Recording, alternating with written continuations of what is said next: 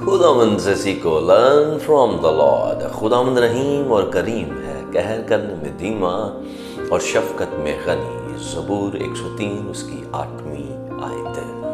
خداوند یسوع مسیح کی سلامتی ہمیشہ آپ پر قائم رہے. عزیزو، خدا تمام مخلوقات کا باپ ہے، کیونکہ وہ ہر چیز کا خالق ہے، لیکن وہ خود میں ذاتی وجود رکھتا ہے. He is a personal being.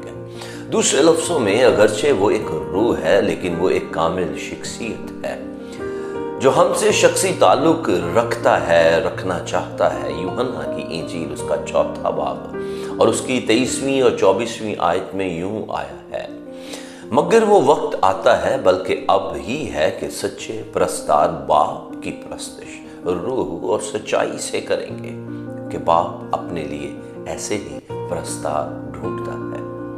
خدا روح ہے اور ضرور ہے کہ اس کے پرستار روح اور سچائی سے پرستش کریں. اس طرح خدا کی ذاتی خوبیاں ہیں.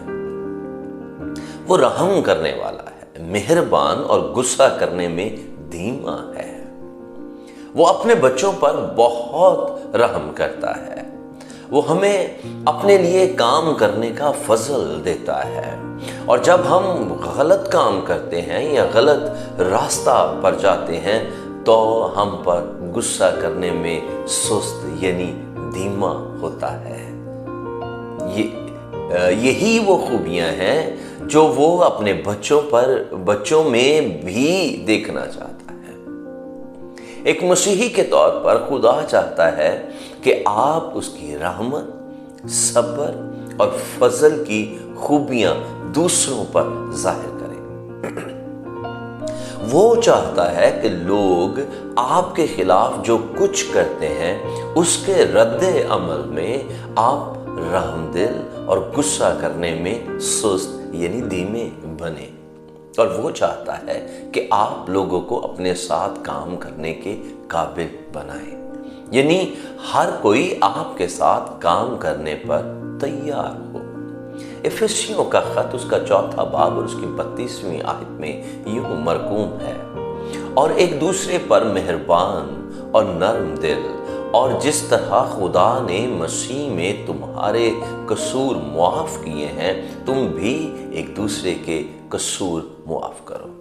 جب ہم خود میں ایک دوسرے سے اپنے خاندان، کلیسیا، معاشرے اور قوم کے لیے خدا کی خوبیوں کو ظاہر کریں گے تو ہم اسی دنیا کو رہنے کے لیے ایک بہتر جگہ بنا پائیں گے.